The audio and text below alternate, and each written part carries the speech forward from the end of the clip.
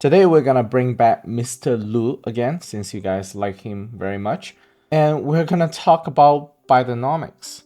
Before you guys jump into the timestamp, which I'm gonna put timestamp underneath, it is very important, okay, for you guys to know that the content of this video, the material that I'm gonna show you, was from one of Mr. Lu's presentation, but it was made back in 2021, August 2021 to be exact. So back then, Bidenomics were still at its beginning phase, and people don't really know what kind of effect Bidenomics is gonna play. And Mr. Lu back then makes some predictions about what's going to happen in a year, 2 years, and 3 years. So basically, this video is gonna show you two things, okay? First, did Mr. Lu get it right? Did the things he predicted back in 2021 happen today? And then second is also more importantly to understand the theory, okay? Mr. Lu tried to place out there to show his mindset, how he thinks about how this thing will play out. So let's go. So the video's topic was centered around MMT, modern monetary theory, which is more or less some of the core ideology of Bidenomics. And for people who don't really understand what MMT is, here's a short description of it, okay? MMT suggests that government with sovereign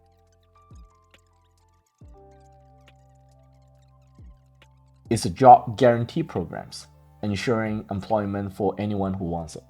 So that's basically the short version of describing MMT, which is more or less what Bidenomics is doing, throwing money at government programs, companies, political allies, ice creams, everything like that, and just make a bunch of things grow fast, hopefully. So let's see what Mr. Lu has to say about this, okay? MMT is an old theory conjured up and repackaged by the United States government to rescue the government financial crisis. At its core lies the monetization of financial deficit. I, Mr. Lu, looked for different explanation regarding the term monetization of financial deficit and concluded that the term is deeply flawed. This is because deficit is always presented in the form of money. So the description is a little bit misleading, okay? I put some thoughts to it, and this is my conclusion. Instead of saying monetization of financial deficit, it is better to change the description, or let's say the initial goal, the initial aim, to capitalization of financial deficit. Today, I still find, okay, a lot of the people in my YouTube comment, they cannot tell the difference between money and capital. They get confused. I think the problem is that most people's perspective is from an individual level, but what we are talking about here is from a national level. You can print money, trillions of dollars in a few seconds, but you can't really print capital. It is different, okay? Not at a national level. Money is not capital. So you cannot continue to print money and make people's life better, is what we're saying here. So to support this idea of MMT, or from now on, when I say MMT, you can just think about Bidenomics, okay? Is that if this kind of money printing strategy can actually turn into valuable, sustainable capital, it's not a bad idea. It might work. So again, to explain what he's saying here, if money that is printed can go into sectors that drive long-term growth, it is a valid strategy. This is why, according to him, Mr. Lu, money printed cannot be used as individual handout or government deficit, at least not in all sectors. Let me try to give you guys a little bit explanation of what he's saying here. So to print money so that people who are starving can afford food, that's reasonable. to print money so people can buy a new iPad, for example. No, that's not good. That's not the way to go, okay? Same thing goes with government. If printing money goes into education expenses, real education expenses, not those woke education, and make your population more productive, that's good. If printing money is to fund corrupted government spending, what I'm about to show here in this video, watch. This, Mr. Secretary, is a bag of bushings. This bag of bushings, stamped out by machinists, don't need a high school diploma. It's not anything high tech about this. All of this bag is compliant with the FAA specifications. How much do you think the Air Force pays for this bag of bushings? I don't know, Congressman. $90,000. This is a $90,000 bag of bushings. So $90,000 for a bag of bushings. I am an industrial consultant, okay? I bet I can get that bag of, it's not even a huge bag. I can get that bag of bushings in China for less than $10, maybe even less. And if you want to buy a few container of that, I can even arrange a very nice dinner for you and a very nice massage, okay, that evening for sure.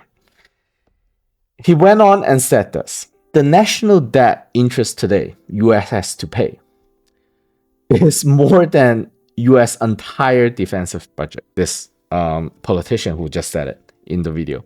And it is kind of laughable because if you see, look at the Red Sea, okay? The Houthis are using this $4,000-$5,000 drones, and the United States is shooting down those drones with missiles that cost $1 million US. I mean, if I am a defensive contractor, and I will actually pay you guys who are watching this video to go to the Middle East, okay, and fire those drones at US Navy ship. And if I shoot those drones down, I can just go and cash in my money in Congress, and we can split the money. That is actually a good business deal.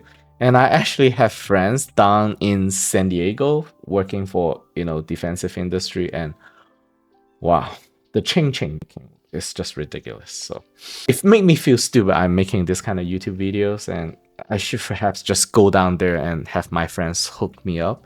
Probably a better idea. Okay, the next paragraph. The Bidenomics create a problem, or is going to create a problem. This is what he said, okay? 90% of the states, cities, and towns cannot balance their books, meaning they run into deficit, facing bankruptcy. So this was back in 21-22, and even now, today, to be honest.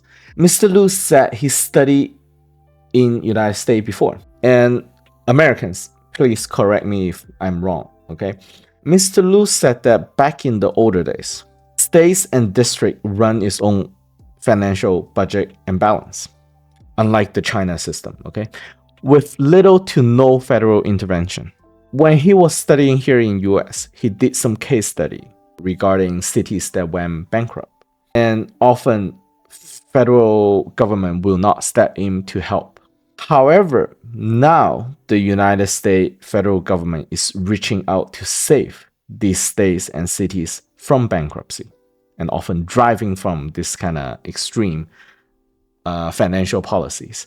However, when this happens, when US central government is reaching out to fund local government, it will also weaken the position of local authorities and empower the central government, making United States more authoritarian. And Europeans, please answer me. Today, is Ursula von der Leyen becoming more authoritarian as well? All these European nations asking for European Central Bank for handout and checks to run their, budget deficit. Is it not making your country less sovereign as well? If you don't support Ukraine, for example, we're not going to give you money. That's the strategy, right? Today, that's being used a lot against Hungary and other states. So, United States is basically turning into something that it hated the most, run by a central government. with policy controlled by a few. What is a good way to explain this? Because I always have people who watch my video and come up and scream democracy and this and that. A good way to explain this is that, if we're a bunch of friends and we go out for dinner, and after dinner we watch a movie, and we have to come up and discuss what we are going to eat, right? Or what kind of movie we're gonna watch at the end of the night.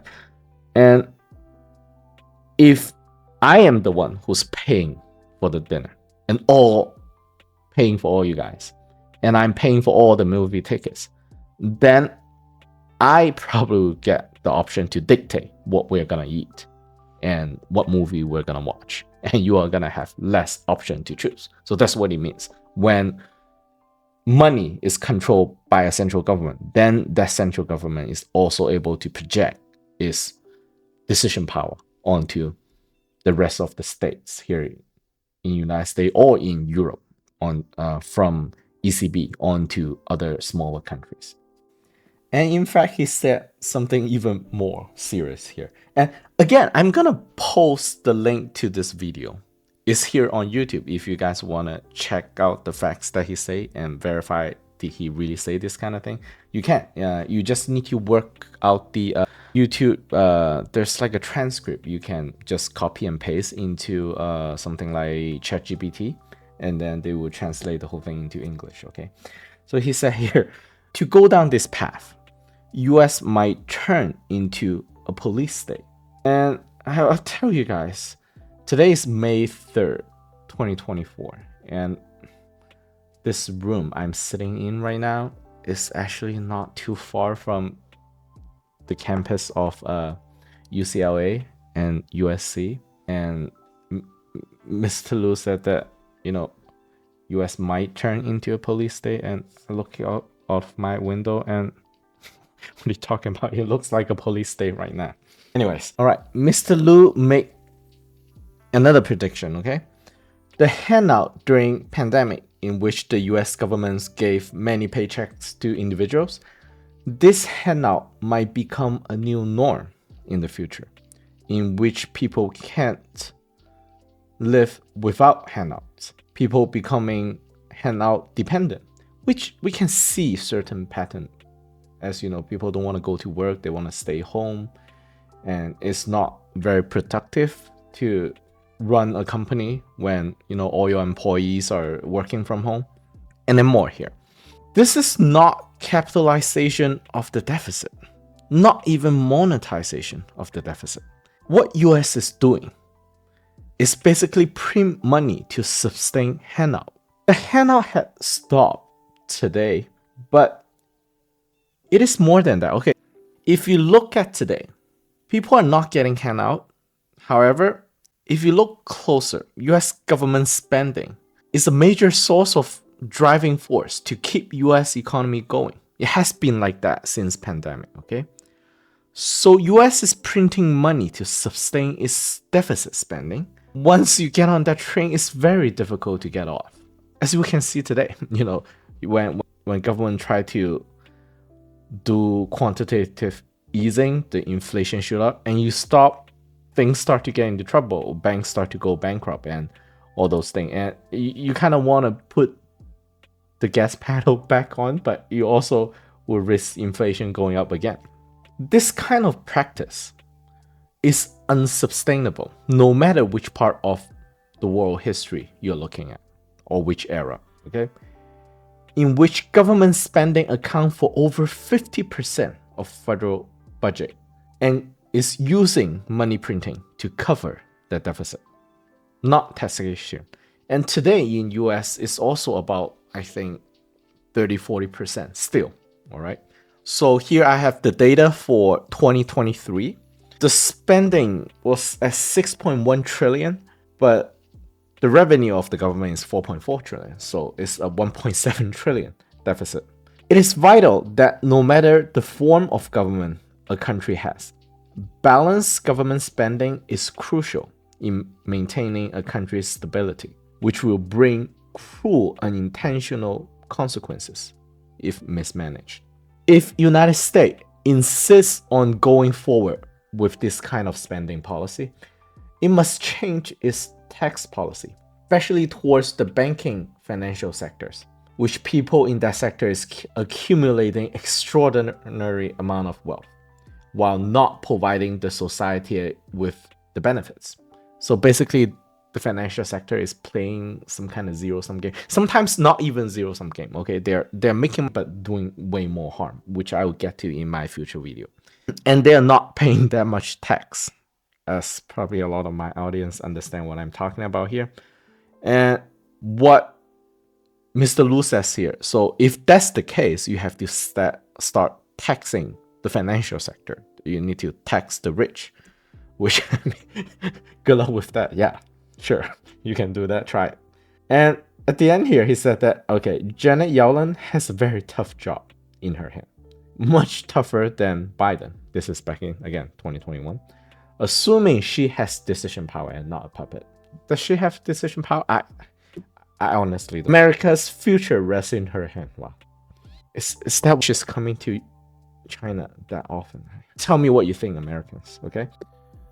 Before I get to the final part of what Mr. Lu had to say, okay, I have a few questions for you guys because towards that final sector, Mr. Lu started to talk about financial harvesting and currency recycling again, which I have been making this point every other video since I started this channel.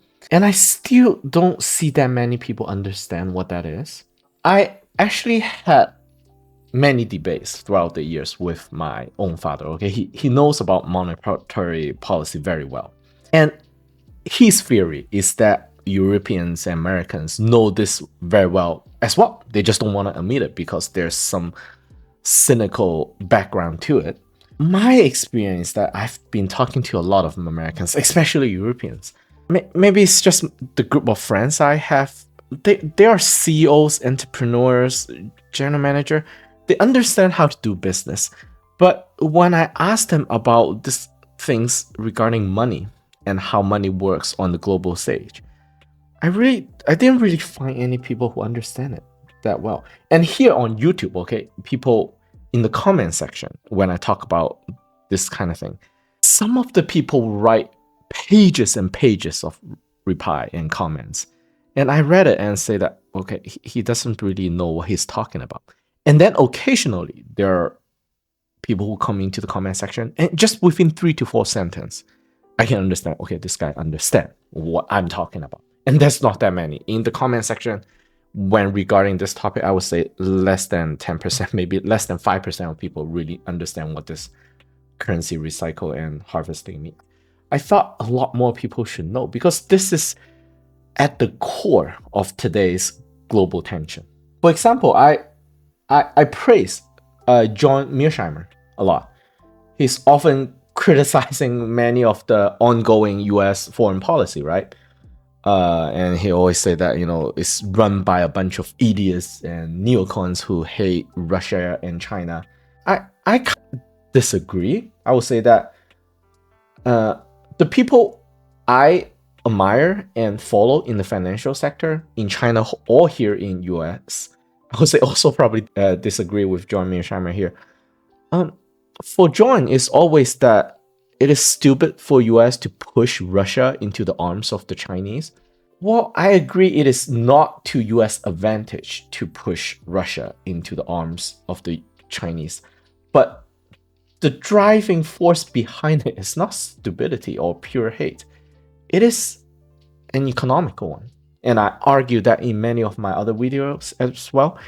He couldn't understand the reason because he doesn't understand monetary system. That's again, I don't want to accuse someone who has so much more credential than I do, but it just feel that way.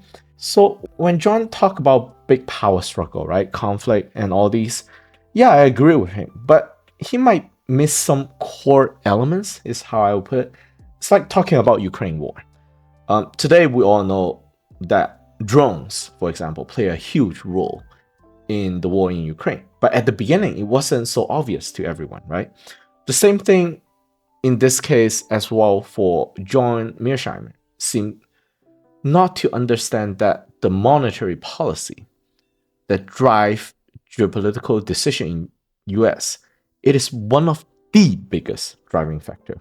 And I will spend a lot of time on my channel explaining this, okay? And a good way to put this for my normal audience, I'll try to make a example. If we are friends and the other friend of us, his wife just died in her sleep, for example, and we're sitting there feeling sorry for him, right? And then the police come and knocking on our door and told us that, well, before our friend's wife died, he bought his wife a huge life insurance. To me, my face will go instantly in another direction and I won't know what to say. But for example, if some other guys, my audience or John Mearsheimer, come to say that, well, what the hell is life insurance? So if you don't know what life insurance is, you don't know why my face changed. That's how I feel about John sometimes, that he might be missing some critical things that would help him understand what might be the real driving force regarding all these US foreign strategy.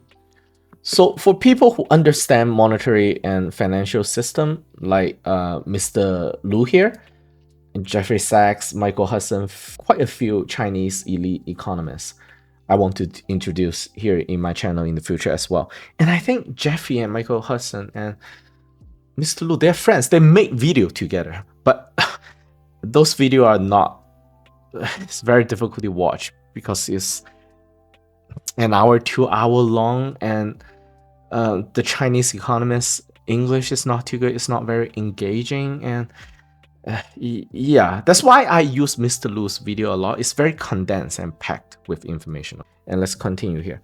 To these people, this war is not random. All these wars are not random. The economic math behind this war are there. The objective is clear. Will US achieve those objectives? That's another case. But the action is far from stupidity. Okay, it's not stupid, it's intentional. So at the end of this video, okay, Mr. Lu quote a phrase from Stephanie Kilton's book, which talks about MMT. The book was published back in 2020, I believe. And this is very funny. Okay, it goes like this. It's like a question and answer thing. Goes. Why do we need to print USD? We as in United States, okay? Because people need USD. Well, who needs USD? The Japanese and the Chinese. Why do the Japanese and Chinese need USD? Because of the manufacturing overcapacity in their country. Wow, isn't that what Janet Yellen has been saying and Blinken is saying every day now? This is a book, okay? Back in 2020. Okay, here goes more explanation. They produce too much. And the things they produce, somebody need to use them. To give those manufacturing goods to us, they must use the US dollar, our money. What Stephanie is trying to say here, okay, according to Mr. Lu, is that US dollar is not to serve the United States alone. True, okay, but to serve the entire planet. It is a USD ecosystem. United States, through not having to work, can produce their own products. A huge half of our Walmart is from China, more or less. Created huge consumer market here in the United States. Whatever you make, you have to give it to us. And we are not planning to give you anything back. Only give you the greenback, the US dollar, which then we will depreciate the dollar and swing the interest rate to have you guys hand over all those money back to us, completing the harvesting cycle. So here, Mr. Lu is actually very concerned about can US actually do it? Because usually a harvesting cycle, which I will explain in a video perhaps next week or the week after, a cycle, actually Ray Dalio, I think, talk about this kind of cycle. There's big cycle and there's, small cycle. I believe many of you guys watched this video before. So he said that to complete this cycle within such a short time frame. So he said the weak dollar during 2021 and 2022 is a strategy, okay? If you guys look at the currency market, you can show that. And he believes that during 2023 and 2024, the US dollar will use a lot of tactics to create an extremely strong dollar in order to complete the harvesting cycle. He said this in 2021, an extremely strong US dollar. And Mr. Lu here, okay, doubt that can be achieved in such a short time period. At the end here in the video, okay, 2021, he said that he's worried about Janet Yellen because the cycle time is too short. To complete a cycle within 3 to 4 years, that would be an extraordinary accomplishment. She has her hands full. All right. And this will be the conclusion that I will be drawing from his prediction so far. Okay, we're in 2024 today. Okay, here's the short conclusion. Mr. Lu said that it will be very difficult for Yellen or US to complete the harvesting cycle in a short period of time, 3 to 4 years. But US actually achieved a lot that Mr. Lu have expected. A lot that most economists in US predicted. Okay, well, guys, what big event happened between 2021 and 2024? The Ukraine war. It was to many Chinese economists' surprise. Okay, the US is willing to cannibalize its own European allies to complete the harvesting cycle and save the US dollar, which is, I guess, it goes with what all these people saying. US has no allies but only interest. Maybe that's the case. And also in that video, he predicted during the QE section of 2021 and 2022, US dollar versus renminbi will reach 1 US dollar to 3 renminbi. If you look at the graph here, it went down to as low as 6.3 and then it shot back up. It didn't went down to 3. And I don't know how Mr. Lu predicted it went that much down, but he failed to predict 2 core issues, okay? One is obviously Ukraine war. So Ukraine war blocked the capital flow outward. It kind of blocked the exit of capital, okay? He didn't predict that.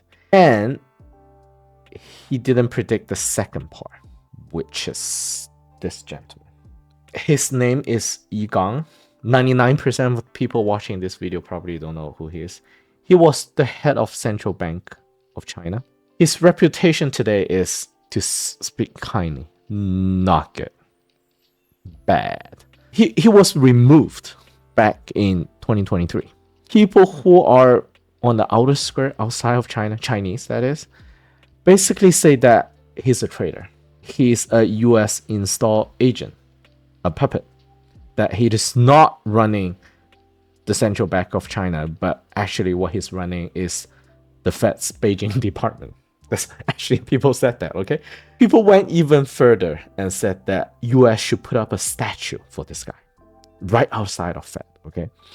Who spent trillions of dollars of Chinese hard-earned money to save the US dollar. And last sentence I'm gonna say here, I'm gonna do some preparation before I say this, okay?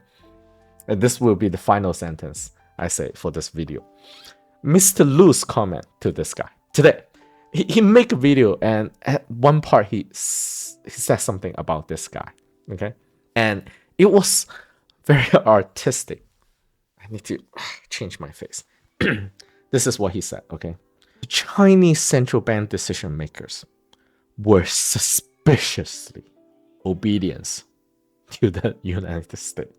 And to that end, I'll see you guys in the next video.